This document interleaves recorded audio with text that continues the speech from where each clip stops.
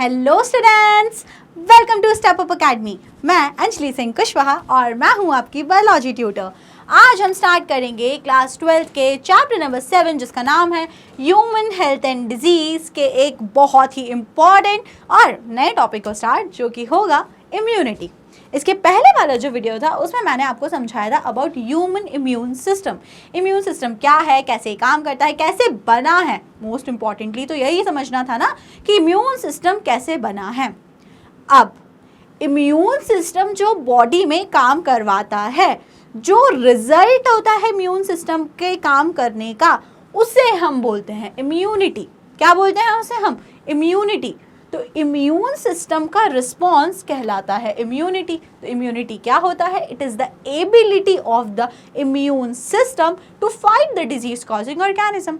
हमारे immune system इतना capable है, उसके पास ये कैपेसिटी है कि वो सारे डिजीज करने वाले ऑर्गेनिज्म से फाइट कर सकता है। और उसकी इसी कैपेसिटी को हम लोग क्या बोलते हैं? उसकी इसी कैपेसिटी को बोला जाता है इम्यूनिटी। क्या बोला जाता है? इम्यूनिटी। इम्यूनिटी क्या है? अगर कभी आपसे कोई चलते फिरते कोई चाचा जी आए गांव के, उन्होंने पूछा कि बताओ बेटा ये इम्यूनिटी कोविड में हमने बहुत सुना है, होता क्या है, तो आप उन्हें कैसे समझाओगे? आप उनको ऐसे समझाओगे, देखिए चाचा जी ऐसा है, हमारा जो शरीर है वो खुद से ही लड़ना जानता है। वो इतना केपेबल है, हमारी बॉडी इतनी केपेबल है कि वो खुद से पहले कोशिश करती है कि वो डिजीज़ को फाइट कर सके। और वो केपेबल कौन है? हमारा इम्यून सिस्टम। तो ये जो इम्यून सिस्टम की एबिलिटी है to fight infectious diseases, this ability is known as immunity.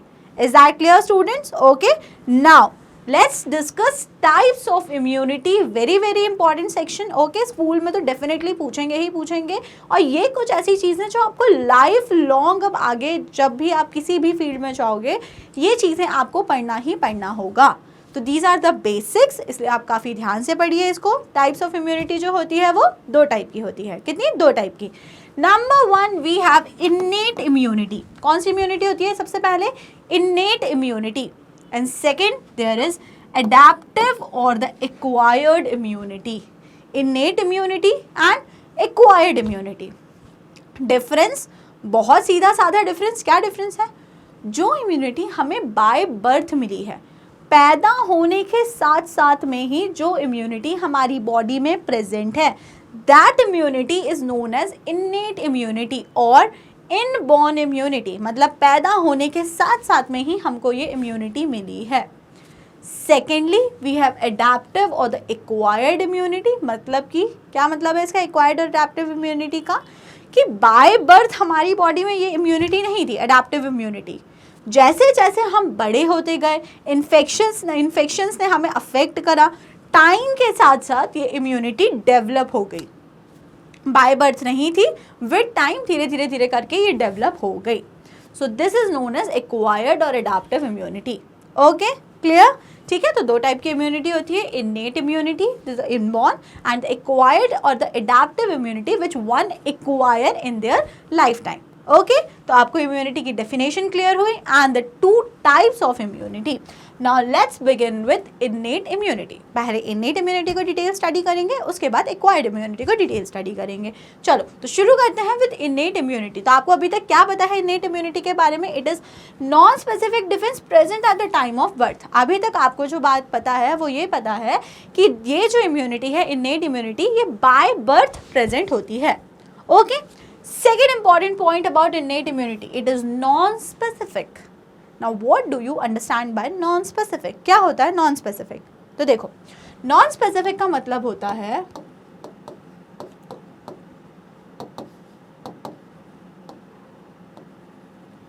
Non specific का क्या मतलब होता है? नॉन स्पेसिफिक का ये सीधा साधा सा मतलब है कि बस अंधाधुंध चलना शुरू कर दिया है, अंधाधुंध काम करना शुरू कर दिया है, लेकिन किस डायरेक्शन में जाना है या किस डायरेक्शन में काम करना है हमें ये नहीं पता। ओके, मतलब कि कोई भी आ रहा है, चाहे बैक्टीरिया ने अटैक करा, चाहे वायरस ने अटैक करा, चाहे किसी प्रोटोजुआ ने अटैक करा, इन उसके लिए कुछ भी अलग अलग रिस्पॉन्स देना हमको नहीं आता। हमारे पास सिर्फ एक ही, हमारे पास आप ऐसा मान लो, नॉन स्पेसिफिक का सीधा मतलब होता है कि हमारे पास सिर्फ एक ही वेपन है, अगेन एक ही वेपन है हमारे पास, सिर्फ उससे ही हमें मारना आता है किसी भी ऑर्गेनिज्म को, चाहे कोई भी आए, मैं सिर्फ एक यही वेपन यूज करूंगी। This is non specificity, that is not specific. और अगर उसके ऑपोजिट आप स्पेसिफिक का डिस्कशन करो तो स्पेसिफिक क्या होगा कि अगर बैक्टीरिया आया तो I should have kill him with a sword, this is sword, okay. अगर वायरस आया तो वायरस के लिए मुझे हैमर यूज करना होगा, हैमर बना देते हैं, हैमर, ये कुछ अजीब सा हैमर यूज करना होगा वायरस के लिए। और प्रोटोजो आया तो मुझे उसके लिए गन यूज करनी होगी। This is specificity. And non specificity क्या है कि चाहे कोई भी आए, हमें क्या, हमारे पास तो सिर्फ और सिर्फ एक गन है, उसी गन से सबको मारेंगे। तो innate immunity is non specific type of immunity, कि उसमें जो रिस्पॉन्स होता है वो सेम होता है, चाहे इन्फेक्शियस एजेंट कोई सा भी हो, the response will B same. Second important point, it is present at the time of birth, पैदा होने के साथ साथ ही इम्यूनिटी प्रेजेंट होती है। Third point, it provide barriers to the entry of foreign agents into our body. जो main important point है innate immunity का वो यही पॉइंट है। क्या इंपॉर्टेंट पॉइंट है? जो इन्नेट इम्यूनिटी होती है वो काम करती है बाय प्रोवाइडिंग बैरियर्स प्रोवाइड करती है इन्नेट इम्यूनिटी, ताकि मेन उसका रोल है, मेन वो काम ही इस तरीके से करिए, मेन मोटिव ही इन्नेट इम्यूनिटी का ये है कि जो एंटीजन है वो अंदर बॉडी के ना जाए, उसको वहीं पे रोक दो। तो इन्नेट इम्यूनिटी जो है आपको समझ में आया कैसे काम करती है? बाय प्रोवाइडिंग बैरियर्स, रास्ते रोकने का काम करती है इन्नेट इम्यूनिटी। तो 3 important points about innate immunity. First, it is non specific. Secondly, it is present by the time of birth. And third, it provide या it work through barrier methods. किसके थ्रू काम करती है? Barrier methods, by providing barrier to foreign antigens. Okay, clear? Now let's discuss the types of barrier that are being provided by innate immunity. तो innate immunity provide करती है 4 types of barrier. कितने barriers? 4 types of barrier. Number 1, physical barrier. Number 2, physiological barrier. Number 3, cellular barriers. And number 4, cytokine barrier. So there are 4 types of barrier provided by innate immunity: physical, physiological, cellular and cytokine. Now let's move forward and discuss each one of them in detail.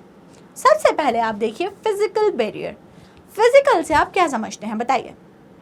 एकदम external, बिल्कुल outer side, बिल्कुल बाहरी, outer most border, बिल्कुल externally जो barrier present हैं, जो कि काम करेंगे कैसे बैरियर की तरह to stop entry of any micro organism और एनी डिजीज कॉजिंग पैथोजन, उन्हें आप बोलोगे physical barrier. And very very important physiological examples of physical barriers, सबसे पहले स्किन, बहुत अच्छे से जानते हैं आप, skin prevent entry of foreign body, your whole of the body is covered by skin, whole body. Then कर क्या रही है स्किन? स्किन इनहिबिट करती है, रोकती है कि कोई भी ऐसे उड़ता फिरता एंटीजन हमारी बॉडी में अंदर ना चले जाए। It prevents that. The number 1 important physical barrier is skin. Skin is the type of physical barrier. Second, mucus coating. अब सपोज करो आप कोई बैरियर बॉडी में एंटर हो गया, वो स्किन के थ्रू नहीं, वो माउथ या नोज के थ्रू एंटर हो गया, अब वो हमारी बॉडी में अंदर पहुंचा और सपोज वो लंग्स में गया, नेजल ट्रैक के थ्रू पहुंचा, तो वो लंग्स को इन्फेक्ट करने की कोशिश करने लगा। अब अगर वो लंग्स में एंटर हो जाएगा तो वहाँ पे इन्फेक्शन करेगा। लेकिन आपने माल्ट पढ़ा था ना, आपने पढ़ा था म्यूकोसल एसोसिएटेड लिम्फोइड टिश्यू, हमारे respiratory tract, digestive tract and urogenital tract, इन तीनों ही ट्रैक्ट्स में एक म्यूकस की कोटिंग होती है। Okay, and that mucus coating is behaving like a barrier. Mucus coating of the lining of the respiratory, gastrointestinal and the urogenital tract to trap microbes. तो ये जो mucus की coating है वो उस micro organism को trap कर लेती है, उसे पकड़ के रख लेती है कि अब तुम अंदर नहीं जाओ, क्योंकि अगर तुम अंदर चले गए तो तुम हमारे organ को affect कर दोगे।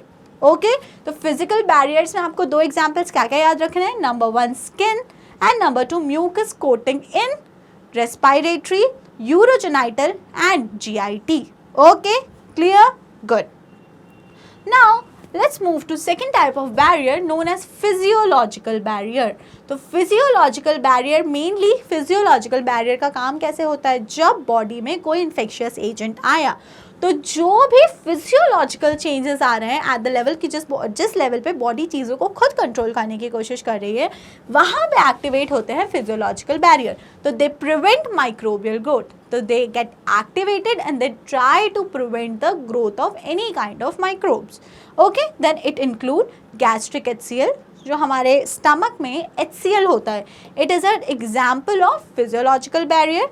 Second, saliva. Second example क्या है, saliva. All the saliva inside our mouth is an example of physiological barrier. And thirdly, tear. Lastly, tear. अब आपको क्वेश्चन मन में आ रहा होगा, ये फिजियोलॉजिकल एक्चुअल में क्या है, थोड़ा सा मुझे कंफ्यूजन लग रहा है. देखो कैसे काम कर रहे हैं ये. सपोज आप स्कूटी से या कहीं बाइक से आप कहीं जा रहे थे. ओके, आपने स्पेक्स नहीं पहने हुए थे. एक अचानक से कुछ भी कंकड़ या कोई भी छोटा सा उड़ने वाला इंसेक्ट कुछ भी आया और आपकी आंख में ऐसे आके घुस गया. अब वो आपकी आंख में, आपकी बॉडी में एंटर हो गया ना, तो it is not good for you. It is antigen. आपकी बॉडी में, आपकी आंख में चला गया है वो. अब वहाँ पे एक्टिवेट होगी कौन सी इम्यूनिटी, इनेट इम्यूनिटी. और वहाँ पे फिजियोलॉजिकल बैरियर कौन सा रिलीज होगा, टीयर. बहुत सारा एक्सेसिव प्रोडक्शन होने लगेगा टीयर का, बहुत सारे आंसू आने लगेंगे. क्यों? बिकॉज जब टीयर का एक्सेसिव प्रोडक्शन होगा तो हो सकता है वो जो आपकी आंख में कहीं पे ऐसे फंस गया है वो छोटा सा इंसेक्ट या फिर पत्थर या गिट्टी जो आपको इरिटेट कर रहा है, तो वो टीयर के प्रोडक्शन के साथ वो आपके कॉर्नर में आके इकट्ठा हो जाए. एक्सेसिव टीयर प्रोडक्शन होगा तो वो हो सकता है ना, फ्लूइड एक्सेस हो रहा है तो उसके साइड में फ्लो करके वो कॉर्नर पे इकट्ठा हो जाएगा और आप उसे हटा लेंगे. समझ में आया फिजियोलॉजिकल बैरियर का काम. तो फिजियोलॉजिकल बैरियर पूरे टाइम एक्टिव नहीं रहते हैं. When required, they get activated.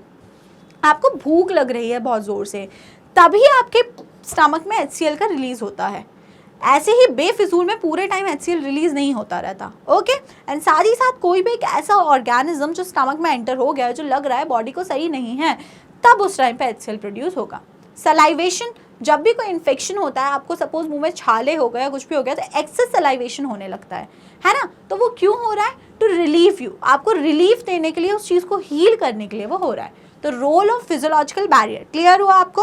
Okay, अब नेक्स्ट हम मूव करते हैं और थर्ड बैरियर देखते हैं, दैट इज सेल्यूलर बैरियर. तो नाम से समझ में आ रहा है सेल्यूलर बैरियर मतलब some cells that are acting as barrier. कुछ सेल्स हैं जो कि किसकी तरह काम कर रही हैं, बैरियर्स की तरह काम कर रही हैं. Phagocytes like WBC example neutrophil और मोनोसाइट्स भी इसमें आती हैं. तो मेनली आप ध्यान रखो, सेल्यूलर बैरियर में जो मेन रोल होता है वो किसका होता है, WBCs का. WBCs क्या होती हैं, फैगोसाइट्स होती हैं. तो फैगोसाइट्स होता क्या है, ये बहुत बार ये वर्ड आया है, पिछले वाले वीडियो में भी ये वर्ड 2-3 बार डिस्कस हुआ था. तो फैगोसाइट्स क्या होती हैं, फैगोसाइट्स वो सेल होती हैं जो फॉरेन बॉडीज़ को इनगल्फ कर लेती हैं. engulf foreign particle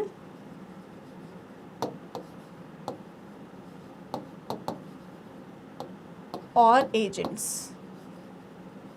ऐसी सेल जो बाहर से आने वाले किसी भी फॉरेन पार्टिकल या एजेंट्स को इनगल्फ कर लेती हैं, that are known as phagocytes. Okay, तो फैगोसाइट्स मेनली कौन होती है, WBC में भी कौन, न्यूट्रोफिल. आपने टाइप ऑफ WBC पढ़ लिया है ऑलरेडी. देन WBC में मेनली कौन, neutrophil. Then PMNL polymorphonuclear leukocytes. Okay, तो पॉलीमॉर्फोन्यूक्लियर ल्यूकोसाइट्स मतलब कि मल्टीपल न्यूक्लियस होते हैं उसमें, है ना. तो वो उसमें हो गए हमारी पॉलीमॉर्फो PMNL.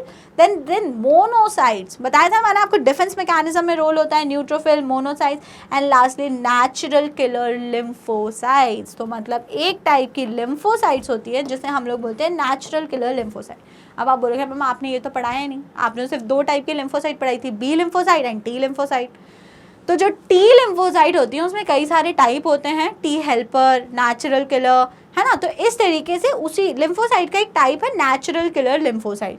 तो ये सारी जो सेल्स होती हैं ये क्या काम कर रही हैं, they are acting as cellular barrier. अगर सेल में कोई इन्फेक्शन आया तो ये क्या, कौन सी प्रोसेस करती हैं, दे परफॉर्म फैगोसाइटोसिस. और फैगोसाइटोसिस करके ये उस फॉरेन एजेंट को ख़त्म कर देती हैं.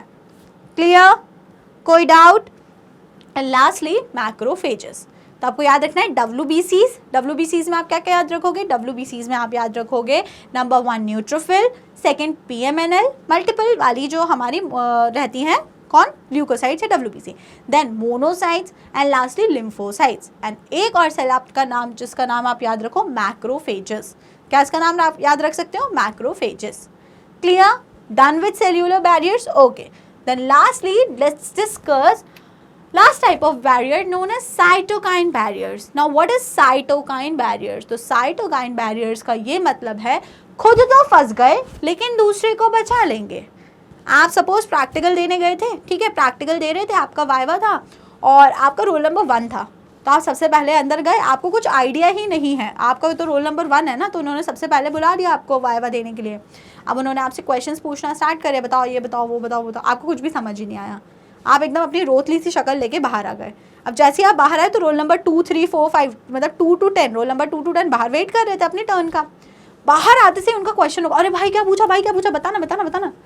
तो आप बोलोगे अरे पता नहीं यार, ये पूछा ये पूछा ये पूछा, मुझे तो कुछ आता नहीं था, तुम ऐसा करो ये देख लो वो देख लो।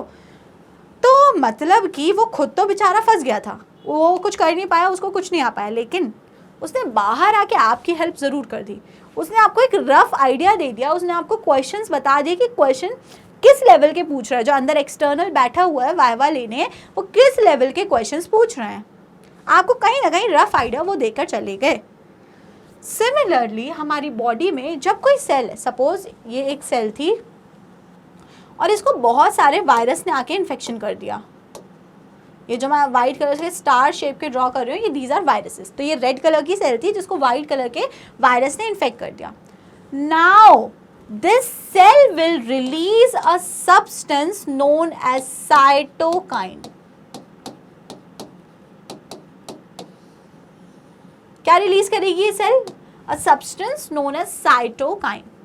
और ये जो साइटोकाइन है, ये साइटोकाइन ही वो क्वेश्चंस है, मतलब कि ये साइटोकाइन जो है ये और जो दूसरी सेल्स हैं बॉडी की, नॉर्मल सेल्स जो हैं बॉडी की, जो नॉर्मल सेल्स हैं उनको इन्फॉर्मेशन दे देगा कि देखो वहाँ पे एक वायरस है, वो ऐसे बैठा हुआ है, तो आप बच के रहो।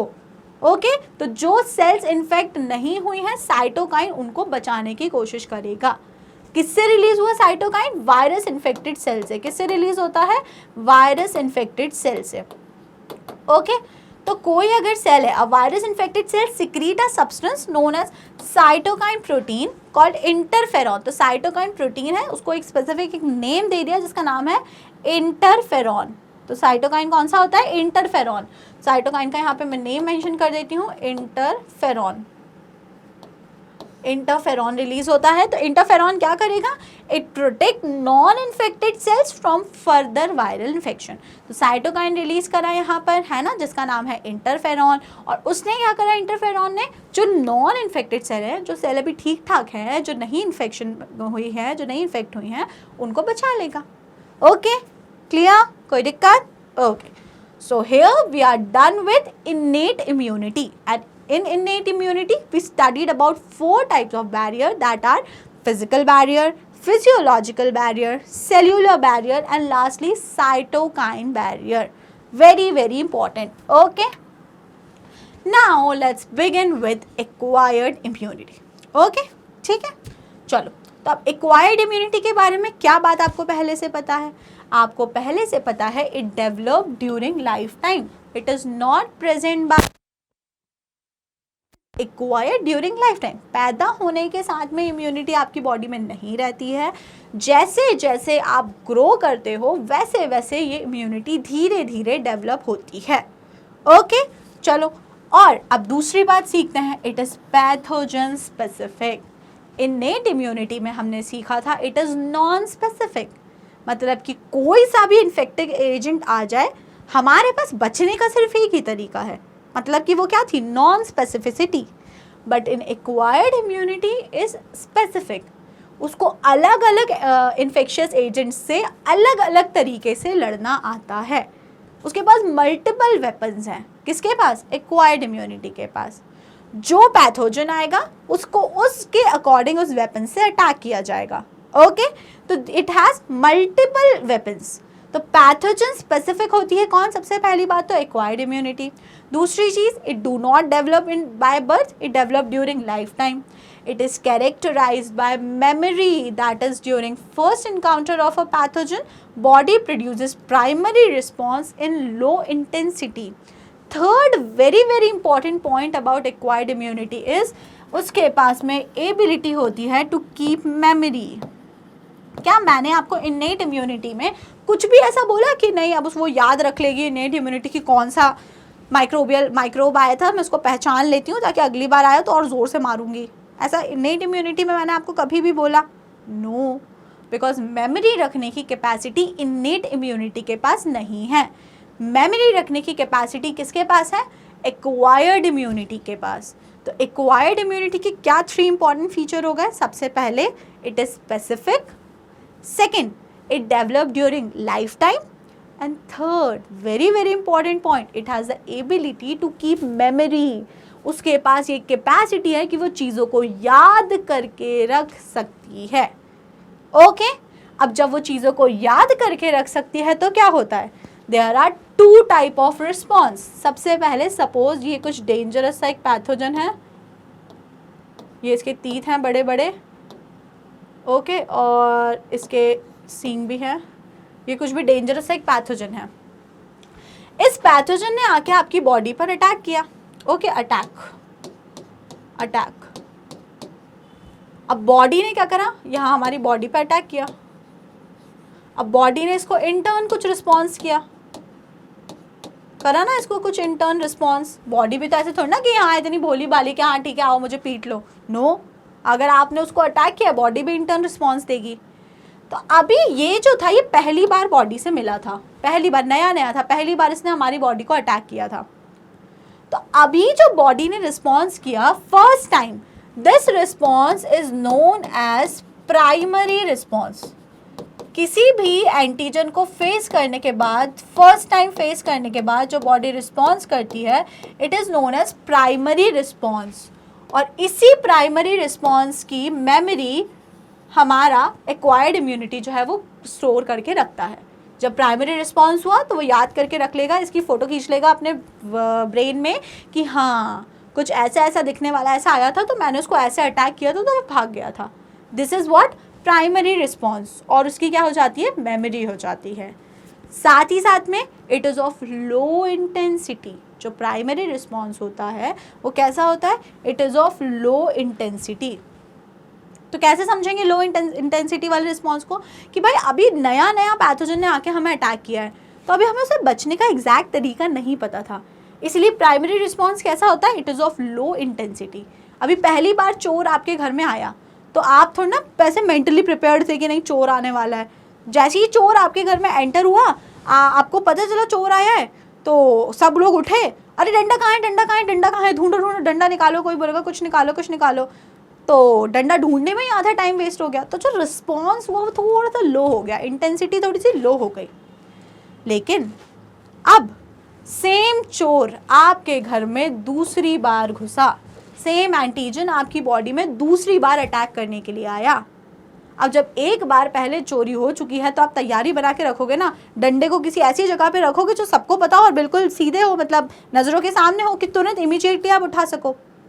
अब अगर सेम एंटीजन बॉडी में आता है सेकेंड टाइम तो now the response will be known as secondary response. क्या बोलोगे आप उसको? Secondary response. सेकेंड टाइम अगर सेम एंटीजन आता है तो now the response will be known as secondary response and it is of very very high intensity. अब second time अगर चोर को पकड़ लिया, अब तो डंडा भी जल्दी से उठा लिया था और वो पिटा वो पिछले बार भी था लेकिन थोड़ा देर में पिटा था, है ना, वो भाग पाया था। लेकिन अब जब सेकेंड टाइम वो आया है तो अब की बार तो आपने उसको पकड़ा क्योंकि आप पहचान गए ना घुसना कहाँ से है, वो भागता कहाँ से है, वो आपको सब कुछ समझ में आ गया। तो सेकेंड टाइम में आपने ऐसी तैयारी बनाई कि उसके घुसते सही उसे इतना मारा, इतना मारा, इतना मारा, इतना हाई इंटेंसिटी रिस्पॉन्स दिया आपने कि अब वो कभी दोबारा आने की नहीं सोचेगा। चोर के बारे में है ये बात, ओके, डिजीज़ के बारे में नहीं। तो बॉडी में जब कोई भी एंटीजन फर्स्ट टाइम अटैक करता है the response is known as primary response. It is of low intensity. लेकिन साथ साथ में प्राइमरी रिस्पॉन्स की क्या हो जाती है, मेमोरी हो जाती है। और अगेन अगर फिर से ही कोई एंटीजन आके अटैक करता है, same second encounter of the same pathogen, अगर सेम पैथोजन सेकेंड टाइम आके अटैक करेगा, ओके, तो the response is known as secondary response, the response is known as secondary response और the anamnestic response, secondary response और the anamnestic response. इसको थोड़ा सा याद रखिएगा, सेकेंडरी रिस्पॉन्स तो आपको याद रहता है लेकिन आप एनाम्नेस्टिक रिस्पॉन्स भूल जाते हैं। तो anamnestic response is the another name for secondary response only, and second response is of high intensity. तो भूलेंगे तो नहीं आप, प्राइमरी रिस्पॉन्स कब होता है, जब एंटीजन फर्स्ट टाइम आया, उसको अटैक करेगा तो it is of low intensity but उसकी मेमोरी हो जाती है। देन अगर सेम एंटीजन फिर से आया बॉडी को अटैक करने, सेकेंड एनकाउंटर हुआ, तो now the response will be known as secondary response और या फिर anamnestic response, and it is of very very high intensity, बहुत ज़्यादा इंटेंसिटी का रिस्पॉन्स होता है। ओके, चलिए, तो ये सारी बातें, ये एंटीजन आप ये चाहो तो बना लो, डरावना सा एंटीजन, ठीक है। ओके, चलो आगे बढ़ते हैं और अब कुछ और बातें देखते हैं। प्राइमरी एंड सेकेंडरी रिस्पॉन्स, अब पढ़ तो लिया कि ठीक है एंटीजन आता है और बॉडी जो रिस्पॉन्स करती है उसे हम लोग बोलते हैं प्राइमरी रिस्पॉन्स फर्स्ट टाइम, और दूसरी बार होता है तो हम उसे बोलते हैं सेकेंडरी रिस्पॉन्स। लेकिन ये रिस्पॉन्स करवाता कौन है, कौन है ये जो रिस्पॉन्सिबल है, मतलब ये चीज़ें करवा रहा है? तो बॉडी में present B lymphocytes and T lymphocytes, B cells and T cells, these two cells are responsible for primary and secondary immune responses। तो इम्यून सिस्टम जो रिस्पॉन्स कर रहा है, एंटीजन ने अटैक किया और इम्यून सिस्टम ने जो रिस्पॉन्स करा वो क्यों रिस्पॉन्स कर पाया, due to working of B lymphocyte and T lymphocyte. फिर से रिवाइज कर लेते हैं, क्या पढ़ा हमने, लिम्फोसाइट क्या होती हैं, lymphocyte is a type of WBC। तो लिम्फोसाइट क्या है, लिम्फोसाइट इज अ, यहाँ आगे लिख देते हैं, टाइप ऑफ WBC होती हैं लिम्फोसाइट। ओके, फिर ये कितने टाइप के होते हैं लिम्फोसाइट, दो टाइप की होती हैं, B type and T type, B lymphocyte and T lymphocyte. Okay, समझ में आ गई बात आपको। तो बी और टी लिम्फोसाइट्स जो होती हैं, जो दोनों टाइप के लिम्फोसाइट्स हैं, यही दोनों रिस्पॉन्सिबल होती हैं फॉर जनरेटिंग इम्यून रिस्पॉन्स, कि इम्यून सिस्टम कैसे रिस्पॉन्स कर रहा है उसके लिए ये दोनों सेल्स रिस्पॉन्सिबल हैं। Okay, fine. आगे अब हम देखते हैं कि बी सेल काम क्या करती है और टी लिम्फ सेल काम क्या करती है। तो बी लिम्फोसाइट्स का मेन काम, वेरी वेरी इंपॉर्टेंट और मेन काम होता है to produce antibodies, to produce antibodies.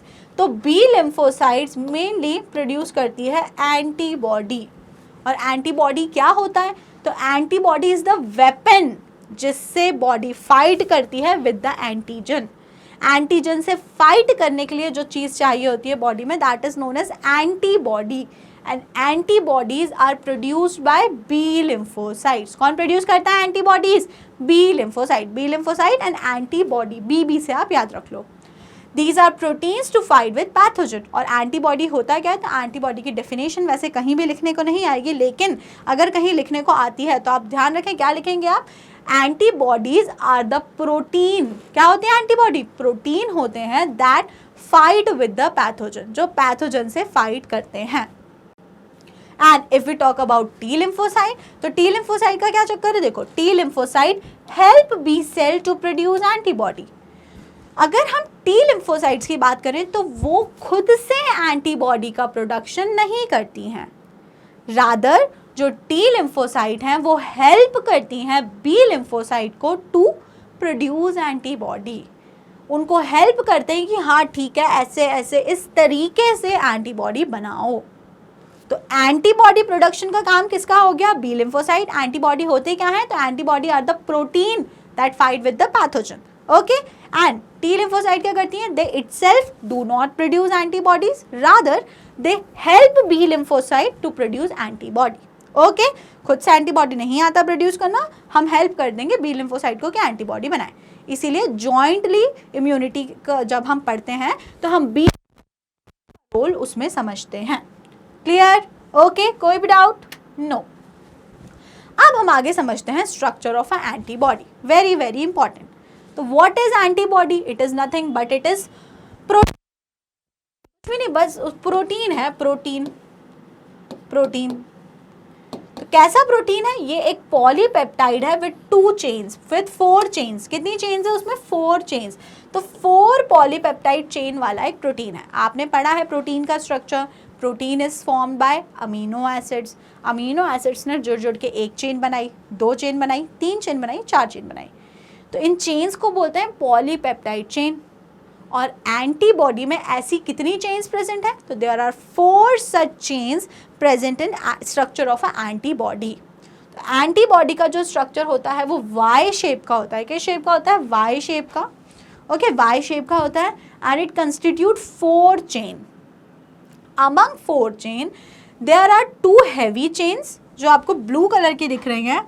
ये जो ब्लू कलर के दिख रहे हैं these are heavy chain, heavy chain.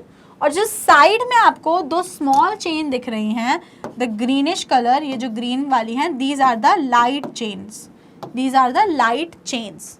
तो in a structure of an antibody, how many polypeptide chains are present? There are 4 polypeptide chains, 2 heavy chains and 2 light chains. That is why it is written as H2L2, मतलब कि 2 heavy chain and 2 light chain. Okay? Types of antibody, तो आपको ध्यान रखना है ये चीज़। There are total 5 type of antibody that are present in our body. Okay तो अब देखो कौन कौन सी एंटीबॉडीज़ हैं आपकी बॉडी में। सबसे पहले है IgA, IgG, IgM, IgE and IgD। Now what is the meaning of IG? IG का मतलब होता है इम्यूनोग्लोबिन्स। क्या मतलब है IG का? इम्यूनोग्लोबिन्स। तो इम्यूनोग्लोबिन्स जो हैं, इम्यूनोग्लोबिन्स प्रोटीन्स। ओके, ग्लोबिन्स क्या है? प्रोटीन्स है and they are type of immunoglobins because ये इम्यूनिटी में रोल प्ले करते हैं। That is why they are known as immunoglobins. अब इम्यूनोग्लोबिन्स कई टाइप के हो गए। इम्यूनोग्लोबिन्स अल्फा इम्यूनोग्लोबिन्स, अगर मेटा है, गामा है, ईटा है एंड डेल्टा है, उसी के हिसाब से इसका नाम हो गया। अगर इम्यूनोग्लोबिन अल्फा था तो वो कहलाने लगा IgA, इम्यूनोग्लोबिन गामा था तो वो कहलाने लगा IgG, इम्यूनोग्लोबिन M से मेटा तो म्यू, इम्यूनोग्लोबिन म्यू तो वो कहलाने लगा IgM, एप्सिलॉन नॉट तो IgE and IgD is immunoglobulin delta. So there are 5 type of antibody or immunoglobulins present in your body that are AGMED. आपको याद रखना है ये चीज़। There are 5 type of antibodies there are present in your body. Okay, and antibody के structure में antibody होती क्या है? तो they are the proteins that are produced against that are produced to fight pathogen. Then उसके structure में क्या होता है? There are 4 polypeptide chain, 2 heavy chains and 2 light chains. Then there are 5 type of antibodies present in our body. और क्या है वो 5 type के antibodies? IgG, IgM, IgA, IgE and IgD. There are 5 type of antibodies. Clear? Okay. Good. Now let's see types of acquired immunity. तो हम पढ़ क्या रहे थे? इम्यूनिटी। इम्यूनिटी हमने डिस्कस करा है ना। इम्यूनिटी हमने देखा, इम्यूनिटी में आपने देखा there are 2 type of immunity.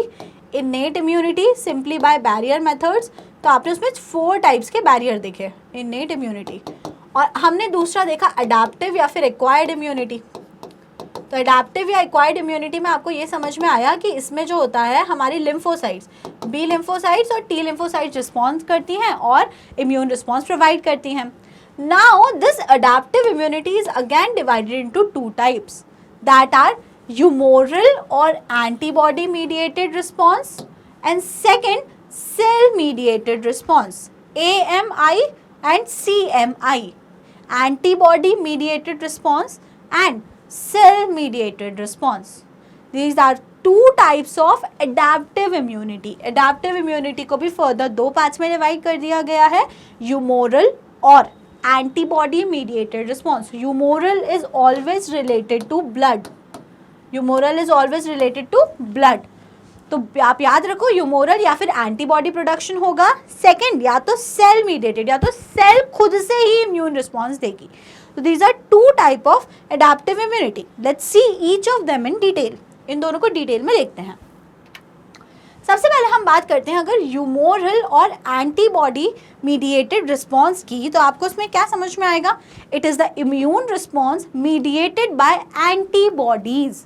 Body में एंटीबॉडीज के कारण जो इम्यून रिस्पॉन्स आ रहा है उसको हम लोग बोलते हैं ह्यूमोरल या फिर antibody mediated immune response. Humoral response या फिर एंटीबॉडी मीडिएटेड इम्यून रिस्पॉन्स.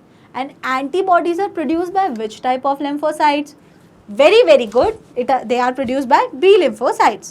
तो यहाँ से आपको ये भी समझ में आएगा कि जो हमारी इम्यूनिटी है कौन सी वाली? ह्यूमोरल और antibody mediated. This type of immunity response is provide by B cells या फिर B lymphocytes. Clear? And antibodies are found in blood. Antibody बन कहाँ रही है? ब्लड प्लाज्मा में, ब्लड में मिलती हैं. दैट इज वाई इस इम्यूनिटी को, एंटीबॉडी मीडिएटेड जो रिस्पॉन्स है उसको हम लोग ह्यूमोरल इम्यून रिस्पॉन्स भी बोलते हैं. तो ह्यूमोरल बोलने का रीज़न आपको समझ में आया, क्योंकि एंटीबॉडीज बी सेल्स प्रोड्यूस कर रही हैं antibodies, and antibodies are found in blood. Blood में जाके एंटीबॉडी अलग अलग लोकेशन पे पहुंच रही है, इसीलिए एंटीबॉडी मीडिएटेड को ह्यूमोरल रिस्पॉन्स भी बोला जाता है. And it is a type of adaptive या फिर एक्वायर्ड इम्यूनिटी. तो ये किसका टाइप है? It is a type of acquired immunity. Clear? कोई डाउट? नो. तो अब हम नेक्स्ट देख लेते हैं cell mediated immunity. Cell mediated immunity में देखो आप, it is the immune response mediated by T lymphocyte. अब जो इम्यून रिस्पॉन्स टी लिम्फोसाइट देंगी वो कहलाएगा सेल मीडिएटेड. अब आपको ये चीज़ बहुत अच्छे से पता है कि जो टी सेल्स होती हैं they do not produce antibody. वो एंटीबॉडी का प्रोडक्शन नहीं करती हैं. तो फिर एंटीबॉडी का प्रोडक्शन नहीं करती तो फिर क्या करती हैं? The body can differentiate self and non self and the CMI causes graft rejection. तो एंटीबॉडी का प्रोडक्शन नहीं करती थी, वो सिर्फ बी सेल को हेल्प करती थी. और इसी कारण सेल मीडिएटेड इम्यूनिटी के ही कारण बॉडी में होता है ग्राफ्ट रिजेक्शन. अब ये ग्राफ्ट रिजेक्शन क्या होता है? सपोज कोई एक पर्सन है, उसको किडनी फेलियर हो गया, फिर बोलते हैं ना उसके किसी फ्रेंड ने उसे किडनी डोनेट करी. क्या उसकी फ्रेंड की किडनी ओरिजिनल थी या फिर जो खराब हो गई वो उसकी ओरिजिनल किडनी थी? जो खराब हो गई that was his original kidney. तो हमारी बॉडी अपनी सेल्स को पहचानती है. Okay, these are my cells. और अगर कोई भी फॉरेन वाली या बाहर की कोई सेल हमारी बॉडी में एंटर करती है तो हमारी बॉडी के लिए तो वो फॉरेन एजेंट हो गया, बाहर ही हो गया. तो हमारी सेल उसको ख़त्म करने की कोशिश करती है, मारने की कोशिश करती है हमारी बॉडी उसे. अब ग्राफ्ट रिजेक्शन का क्या मतलब है? जब हम ऑर्गन डोनेट करते हैं, ऑर्गन ट्रांसप्लांटेशन होता है, उस केसेस में जनरली क्या होता है, किसी डोनर का कोई ऑर्गन या ग्राफ्ट आपकी बॉडी में लगाया गया. अब क्या हो रहा है? आपकी बॉडी को वो लगता है फॉरेन एजेंट. आपकी बॉडी कहती है no, this is not mine, मेरा नहीं है ये, this is not my self, self and non self. तो उसको बोलेगी no, this is non self, मेरी सेल है ही नहीं, मैं कैसे एक्सेप्ट कर लूँ? तो सेल इमीडिएटेड इम्यूनिटी वो चीज़ है जो वहाँ पे उस ऑर्गन को एक्सेप्ट नहीं होने दे रही है. वो बॉडी जो है, हमारी बॉडी को आदत है सिर्फ अपनी चीज़ें पहचान के रखने की, और वहाँ पे जब किसी और का ऑर्गन या ग्राफ्ट आपकी बॉडी में यूज़ किया गया क्योंकि आपका अपना ऑर्गन डैमेज हो गया था, उस केस में cell mediated immunity was responsible for the rejection of that graft. Cell mediated immunity बोलेगी नहीं, मेरा तो है ही नहीं, तो वो एक्टिवेट हो जाएगी. सेल ने देखा अरे नहीं, ये तो हमारी जैसी सेल नहीं है, तो जो सेल्स के थ्रू, टी लिम्फोसाइट्स के थ्रू आने वाली इम्यूनिटी है वो एक्टिवेट हो जाएगी, and that immunity will gonna reject that particular graft. वो उस पर्टिकुलर ग्राफ्ट को रिजेक्ट कर देगी. Okay, clear? कोई भी डाउट? Very good. तो आपने पढ़ा adaptive immunity, it is of two type. कौन कौन सी देखी आपने सबसे पहले देखा ह्यूमोरल और एंटीबॉडी मीडिएटेड, एंड सेकेंडली आपने देखा सेल मीडिएटेड रिस्पॉन्स, जिसे हम लोग बोलते हैं CMI.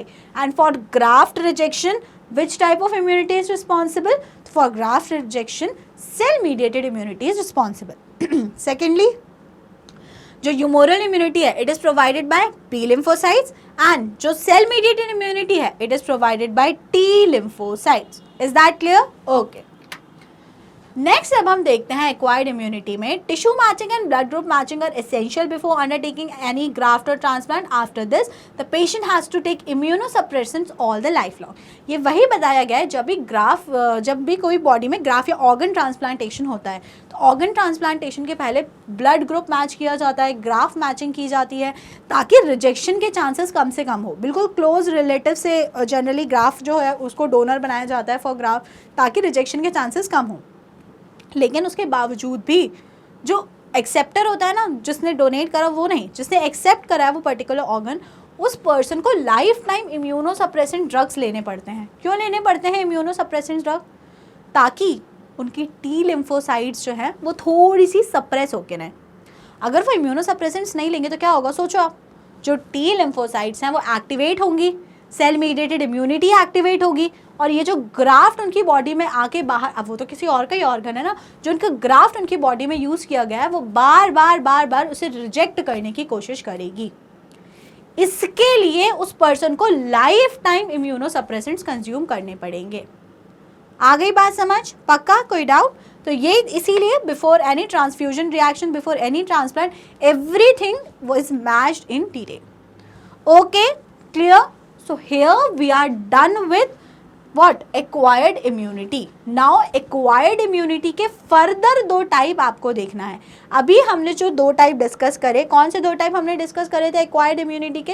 Humoral and cell mediated. तो that was on the basis of type of cell is responding. अगर बी लिम्फोसाइट रिस्पॉन्ड कर रही है तो वो कौन सा हो जाएगा? वो हो जाएगा ह्यूमोरल। और अगर टी लिम्फोसाइट रिस्पॉन्ड कर रही है तो that will be cell mediated. Now on the basis of antibody only, antibody body ने खुद प्रोड्यूस करी कि या फिर हमें एंटीबॉडी बाहर से देनी पड़ी? अब एक्वायर्ड इम्यूनिटी होती क्या है? बाय बर्थ तो होती नहीं है, आपने एक्वायर ही करी है ना लाइफ टाइम में। तो इन्फेक्शन होने के बाद बॉडी ने खुद एंटीबॉडी बना ली या फिर इन्फेक्शन इतना बढ़ गया था कि बॉडी एंटीबॉडी बनाने के केपेबल नहीं रही तो हमें बाहर से एंटीबॉडी देनी पड़ी। तो आप डिफरेंस समझ गए होंगे। Type of acquired immunity is again acquired immunity is divided into one more classification. पहला classification cell mediated and humoral, done on the basis of the type of cell responding. Second type of classification is done whether body itself is making antibody or we are taking antibodies from any other, or we are providing antibody from outside. तो अगर body itself is making antibody then the immunity is known as active immunity, and if antibody is given from outside it is known as passive immunity. And both active is further divided into natural active immunity and artificial active immunity. Similarly, passive is divided into passive natural immunity and passive artificial immunity. Let's discuss each of them in detail. सबसे पहले हम देख लेते हैं active immunity. तो क्या होता है active immunity? It is the immunity in which antibodies are produced in the host body when the host is exposed to antigen. आप सिर्फ इतनी सी बात याद रख लो, एक्टिव इम्यूनिटी में क्या हो रहा है? हमारी बॉडी में हम कोई भी एंटीबॉडी बाहर से नहीं दे रहे। जैसे ही एंटीजन आया बॉडी ने खुद से एंटीबॉडी प्रोड्यूस करी। Antibody are produce in the host body. Body ने खुद से अपने आप से एंटीबॉडी का प्रोडक्शन किया, हमारा कोई भी इन्वॉल्वमेंट नहीं था उसमें, या हमने बाहर से मेडिसिन के थ्रू एंटीबॉडीज दिया, ऐसा कुछ भी नहीं हुआ। बॉडी ने खुद से एंटीबॉडी प्रोड्यूस करी, that is known as active immunity. Example क्या दिया है? लिविंग और डेड माइक्रोब्स और other protein, this is the example. Okay, now आपने क्या देखा था? एक्टिव इम्यूनिटी जो होती है उसके बारे में आप देखो, it is slow process, it is produce by two ways. Slow, धीरे धीरे डेवलप होती है क्योंकि बॉडी को खुद एंटीबॉडी बनाना है तो इसलिए टाइम तो लगेगा। अब आपने फर्दर देखा था कि एक्टिव इम्यूनिटी दो टाइप की थी। क्या था? दो टाइप थे, natural active immunity and artificial active immunity. तो नेचुरल एक्टिव और आर्टिफिशियल एक्टिव में क्या डिफरेंस है? देखो, it is developed during natural infection by microbe. बिल्कुल नेचुरली कोई बैक्टीरिया आपकी बॉडी में घुस गया, ठीक है, बैक्टीरिया इज एंटीजन। क्या घुस गया आपकी बॉडी में? मैंने बोला बैक्टीरिया। तो बैक्टीरिया किसकी तरह बिहेव कर रहा है? एंटीजन की तरह। और बॉडी यहाँ पे अब इस बैक्टीरिया से लड़ने के लिए क्या बनाएगी? एंटीबॉडी। तो दिस इज क्वाइट नेचुरल ना, आपका तो कोई इन्वॉल्वमेंट नहीं था, ना आपने एंटीजन डाला ना आपने एंटीबॉडी डाली, बॉडी में एंटीजन एकदम नेचुरली एक्वायर हुआ तो उसके लिए बॉडी ने एंटीबॉडी प्रोड्यूस करी, तो this is known as natural active immunity, क्योंकि एंटीबॉडी बॉडी ने खुद प्रोड्यूस की है। क्लियर? ओके, सेकेंड टाइप पे आओ, that is artificial active immunity. Artificial active immunity का क्या मतलब है? It is developed by injecting microbe deliberately during immunization. तो immunization is the very important example of artificial active immunity. अब की बार ये केस ऐसा नहीं हुआ, बैक्टीरिया खुद से नहीं आया। मैंने क्या बोला? बैक्टीरिया अब की बार खुद से नहीं आया, तो फिर कहाँ से आया बैक्टीरिया? हमने अपने साइड से एंटीजन, ये एक इंजेक्शन है, ये एक इंजेक्शन है, हमने इस इंजेक्शन के थ्रू एंटीजन अपनी बॉडी में डाले खुद से। आप बोलोगे मैम खुद से क्यों डाल रहे हो एंटीजन? एंटीजन तो बीमार करने वाली चीज़ है। हमने लेकिन डाले एंटीजन डेलिबरेटली, अपनी मर्जी से डाले। बॉडी क्या प्रोड्यूस करेगी? In turn antibody. तो मतलब बॉडी ने एंटीबॉडी प्रोड्यूस करी है खुद से, तो एक्टिव इम्यूनिटी के अंदर तो आएगा। लेकिन अब की बार एंटीजन नेचुरल नहीं था, अब की बार एंटीजन आपने इंटेंशनली डाला था ना, इंटेंशनली आपने। तो दिस आर्टिफिशियल एंटीजन जब आप इंट्रोड्यूस करते हो तो now it will be known as artificial active immunity. कब यूज करते हैं हम artificial active immunity? Generally during immunization. जब आपको वैक्सीन्स लगती हैं, वैक्सीन में करते क्या है, कंसेप्ट क्या है, प्रिंसिपल क्या है, अभी आगे पढ़ाएंगे। आपको पहले से एंटीजन बॉडी में दे रहे हैं, बॉडी उससे लड़ने के लिए एंटीबॉडी बनाएगी। पहली बार एंटीजन आया तो जो रिस्पॉन्स हुआ वो कौन सा हुआ? Primary response. बॉडी उसकी रख लेगी मेमोरी, याद रख लेगी। याद रख लिया।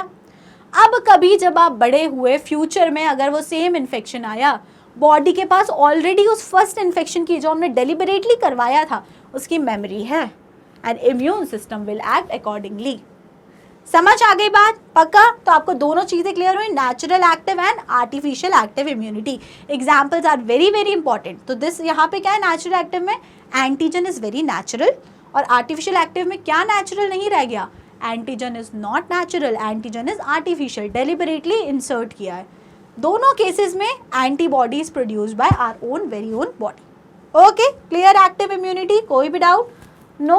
तो let's move to passive immunity. Passive immunity में क्या हो रहा है? हमारी बॉडी एंटीबॉडीज का प्रोडक्शन नहीं कर रही। तो अब जब बॉडी एंटीबॉडीज का प्रोडक्शन नहीं कर रही तो हम रेडीमेड एंटीबॉडी देंगे कि लो भाई खा लो। तो medicines, all the medicines you eat are nothing but the antibodies. उनके अंदर एंटीबॉडीज हैं जो आप खा रहे हो, क्योंकि बॉडी में इन्फेक्शन इतना बढ़ गया है कि बॉडी अब एंटीबॉडी बना ही नहीं पा रही है। अब आपको बाहर से रेडीमेड एंटीबॉडीज कंज्यूम करनी पड़ रही है। तो this is known as passive immunity. This is known as passive immunity, and again it is of two type, natural passive immunity and artificial passive immunity. तो natural passive का और artificial passive का क्या example है? Antibodies IgG from mother placenta to fetus and antibodies IgA in colostrum and inflate. तो सुनो क्या होता है जब भी कोई बेबी बॉर्न होता है, बेबी बॉर्न हुआ, बेबी, और ये बेबी जो है अपने मदर को फीड करता है। जब बिल्कुल जो इनिशियल मिल्क होता है जो फीड करता है उसको हम लोग बोलते हैं कॉलस्ट्रम। क्या बोलते हैं उसको? हम लोग कॉलस्ट्रम बोलते हैं। तो जब वो कॉलस्ट्रम वो बेबी फीड कर रहा है तो इस कॉलस्ट्रम में प्रेजेंट होती है एंटीबॉडी IgA। कौन सी एंटीबॉडी प्रेजेंट होती है कॉलस्ट्रम में? IgA। तो आप खुद सोचो, जब उसने मदर को फीड करा, मदर की बॉडी से फीड करा, तो ये IgA एंटीबॉडीज उस बच्चे के अंदर पहुँच गई। क्या ये एंटीबॉडीज उस बेबी की बॉडी ने खुद बनाई? नो, उसने उसकी मदर से एक्वायर करी है, मदर से ली है। ठीक है, लेकिन आपको नेचुरल पैसिव समझ रहे हो ना आप, कि हमने बाहर से मेडिसिन वगैरह के थ्रू नहीं ली है कोई भी, वो हो जाएगा आर्टिफिशियल पैसिव। नेचुरल पैसिव में आपको ध्यान रखना है एंटीबॉडीज ट्रांसफर हुई हैं, बॉडी ने एंटीबॉडीज नहीं बनाई हैं, बट एक वो बहुत ही नेचुरल तरीके से, बहुत ही नेचुरल वे में ट्रांसफर हुई है। Antibodies IgG from mother to placenta to fetus and antibodies IgA in colostrum in feet. तो पहला एग्जांपल IgG एंटीबॉडी जो होती है वो मदर से कहाँ पे जाती है? प्लेसेंटा में, और प्लेसेंटा से जाती है वो फीटस में। Okay, and second antibody IgA जो होती है कॉलस्ट्रम में, तो बेबी जब फीड करता है तो वो IgA एंटीबॉडी बेबी के अंदर आ जाती है। Clear? And if we discuss about artificial passive immunity, तो एंटी टिटेनस सीरम, इसका क्या एग्जाम्पल है? Anti tetanus serum. तो अब आपको सपोज टिटेनस होने के चांसेस थे, मतलब आपको लोहे से या किसी जंग वाले चीज़ से लग गई थी, रस्ट वाली चीज़ से, रस्ट आर्टिकल से, तो बोलते हैं टिटेनस का इंजेक्शन लगाओ। तो क्या कर रहे हैं? पहले से ही प्री फॉर्म्ड एंटीबॉडीज आपको इंजेक्शन के थ्रू दे रहे हैं कि अगर इन्फेक्शन होता है तो ये लो एंटीबॉडी जो उससे लड़ेंगी। अब आपकी बॉडी में इंजेक्शंस के थ्रू एंटीबॉडीज इंसर्ट करी गई। तो this is example of artificial passive. Natural passive में बिल्कुल नेचुरल तरीके से एंटीबॉडीज का ट्रांसफर हो रहा है, और पैसिव है तो याद क्या रखना है कि एंटीबॉडी बॉडी में तो बिल्कुल भी प्रोड्यूस नहीं हो रही है, रादर बॉडी एंटीबॉडीज जो है वो बाहर से हमारी बॉडी को मिल रही हैं, नेचुरल नहीं है। Okay, good. Now very very important implication, तो इसको क्या बोलते हैं हम लोग? इम्यूनाइजेशन। किसके अंडर पढ़ा था हमने इम्यूनाइजेशन? हमने इम्यूनाइजेशन पढ़ा था अंडर आर्टिफिशियल एक्टिव इम्यूनिटी। इसी के अंडर पढ़ा था ना हमने, आर्टिफिशियल एक्टिव इम्यूनिटी, जिसके अंडर हमने सीखा था immunization. This is based on memory of the immune system. जो एक्वायर्ड इम्यूनिटी की एक कैपेबिलिटी होती है इम्यून सिस्टम की कि वो मेमोरी रख पाता है, उसी पर बेस्ड होता है इम्यूनाइजेशन। इम्यूनाइजेशन का पूरा प्रिंसिपल ही है due to memory of the immune system, क्योंकि हमारे इम्यून सिस्टम को याद रख लेने की आदत है, उसको याद रहती हैं चीज़ें। तो जब उसको चीज़ें याद रहती हैं तो फिर हमने उसको कैसे यूज़ करा? हमने उसको दो तरीके से यूज़ करा, active immunization and passive immunization. Immunization is again divided into two types, active immunization and passive immunization. अब क्या होता है एक्टिव और क्या होता है passive? Let's see. Active immunization में क्या हो रहा है? In this preparation of vaccine, vaccine लगा रहे हैं ना, एंटीजेनिक प्रोटीन ऑफ पैथोजन और inactivated pathogen is introduced into the body, it result in the development of antibody. Active का मतलब एंटीबॉडी तो पक्का हमारी खुद की बॉडी प्रोड्यूस करेगी। तो एक्टिव इम्यूनाइजेशन में कर क्या रहे हैं हम? बेबीज़ को या जो भी इम्यूनाइजेशन होता है, अभी जैसे अपने कोविड की वैक्सीन्स लगाई, उसमें करा क्या कोविड वैक्सीन्स ने? कोविड वैक्सीन के अंदर एंटीजन था बहुत ही वीक फॉर्म में या फिर इनएक्टिवेटेड फॉर्म में। जो वैक्सीन आपको लगाई गई ना, उसमें कोविड वायरस ही था, लेकिन बहुत ही वीक करके या फिर ऑलमोस्ट इनएक्टिवेट करके आपकी बॉडी को दिया गया। अब आपकी बॉडी में एंटीजन आया, वैक्सीन के थ्रू आया एंटीजन, बॉडी क्या करेगी बताओ जल्दी से? Primary response. Body primary response करेगी और साथ ही साथ में उसकी क्या रख लेगी? मेमोरी रख लेगी, एंटीबॉडी बनाएगी और मेमोरी रख लेगी। लग गई वैक्सीन। अब अगर आपको असली में कोविड हो जाता, बॉडी वही कोविड आता जो अभी आपने वीक करके दिया था, वैसे ही कुछ आता कोविड। बॉडी के पास मेमोरी रखी हुई है क्योंकि आपने वैक्सीन लगवा ली थी। वैक्सीन काम करेगी, मेमोरी काम करेगी, और जो एंटीबॉडी पहले से बनी हुई हैं वो एक्शन करेंगी, और जो वायरस आया उसको बॉडी इमीडिएटली वहीं के वहीं सेकेंडरी रिस्पॉन्स देके ख़त्म करने की कोशिश करेगी। So this is the whole concept of immunization. Okay, clear हो गया? चलिए, active immunization during actual infection the antibody neutralize antigen. अब जब कभी एक्चुअल में इन्फेक्शन हो गया तो बॉडी उस इन्फेक्शन को न्यूट्रलाइज कर देगी। Clear? The vaccines also generate memory B and T cells, they recognize the pathogen quickly. और जो वैक्सीन्स होती हैं क्या प्रोड्यूस करती हैं? B and T cells produce करती हैं, जिसके कारण जैसे ही वो पैथोजन आया वो उसको इमीडिएटली पहचान लेंगे, अरे तुम तो वही हो ना, और उसको पहचान के ख़त्म करेंगी। Example polio vaccine, hepatitis B vaccine, DPT vaccine etcetera. ये सारी vaccine at the early age, जब आप कुछ स्पेसिफिक मंथ्स की एज में होते हैं तब आपको ये वैक्सीन्स लगाई जाती हैं। ओके, अपनी मदर से पूछेगा, आपको बताएंगे कि आपको कौन कौन से वैक्सीन्स उन्होंने लगवाई थी। Okay, Vaccines are produced using DNA recombinant technology. Example, hepatitis B vaccine produced from yeast. तो जो vaccines होती हैं उनका प्रोडक्शन जो होता है वो DNA recombinant technology के थ्रू होता है। अब जो नेक्स्ट यूनिट होगा बायोटेक्नोलॉजी, उसमें हम यही सब सीखेंगे कि कैसे recombinant DNA टेक्नोलॉजी को यूज़ करके हम लोग वैक्सीन्स का प्रोडक्शन करते हैं। Okay, so this is everything about active immunization. Now let's discuss passive immunization. तो पैसिव इम्यूनाइजेशन में क्या कर रहे हैं? पैसिव इम्यूनाइजेशन में मेहनत ही नहीं कर रहे, वहाँ पर एंटीजन नहीं इंसर्ट कर रहे। एंड अभी एक्टिव में क्या कर रहे थे हम लोग? एंटीजन इंसर्ट कर रहे थे और बॉडी हमारी बना रही थी एंटीबॉडी। लेकिन पैसिव इम्यूनाइजेशन में अगर आप देखो तो it is direct injection of pre formed antibodies और एंटीटॉक्सिन। यहाँ पर डायरेक्टली प्री फॉर्म पहले से बनी हुई एंटीबॉडी या एंटीटॉक्सिन, जैसे किसी को सांप ने काट लिया है तो आप उसको और ज़्यादा एंटीजन नहीं दोगे आपके, हाँ नहीं बॉडी बना लेगी antibody, no, venom is already present inside the person. तो आपको अब उस केस में क्या देना पड़ेगा उस पर्सन को, आपको देना पड़ेगा एंटीटॉक्सिन और एंटीबॉडीज प्री फॉर्म पहले से बनी हुई एंटीबॉडीज आपको इंजेक्ट करनी पड़ेंगी। तो एक्टिव इम्यूनाइजेशन और पैसिव इम्यूनाइजेशन में क्या डिफरेंस है, देखिए एक फ्लो चार्ट के थ्रू मैं आपको समझाना चाहूँगी। इम्यूनाइजेशन का प्रिंसिपल आपको समझ में आ गया होगा ड्यू टू मेमोरी। तो एक्टिव और पैसिव इम्यूनाइजेशन में डिफरेंस क्या है, active immunization and passive immunization. Active immunization में हम लोग इंजेक्ट कर रहे हैं एंटीजन। क्या इंजेक्ट कर रहे हैं, एंटीजन, और एंटीबॉडी हमारी बॉडी फॉर्म कर ले रही है। लेकिन पैसिव इम्यूनिटी में हम इंजेक्ट कर रहे हैं एंटीबॉडी। क्या इंजेक्ट कर रहे हैं, डायरेक्टली पहले से बनी हुई एंटीबॉडी इंजेक्ट कर रहे हैं। क्यों क्यों क्यों क्यों, क्योंकि मे बी इन्फेक्शन इतना ज़्यादा है या फिर टॉक्सिन बॉडी में इतना ज़्यादा है कि बॉडी खुद से एंटीबॉडीज़ बनाने के लिए केपेबल नहीं है, इसलिए बाहर से एंटीबॉडीज़ इंजेक्ट करी जा रही हैं। गॉट इट, क्लियर, कोई भी doubt, no, okay fine. It is required for quick immune response, कहीं पे भी आपको क्विक इम्यून रिस्पॉन्स चाहिए तो उसके लिए हम लोग कौन सा, हम लोग पैसिव इम्यूनाइजेशन यूज़ करते हैं। Example, immunization against tetanus, snake venom etcetera. तो सांप काटने के केस में, टिटनस के केस में हम लोग पैसिव इम्यूनाइजेशन यूज़ करते हैं। Okay, so that is all for today. अगर आपको वीडियो पसंद आई है तो वीडियो को जल्दी से करिएगा लाइक और स्टेप अप अकेडमी को कर लीजिएगा subscribe. Thank you and keep watching.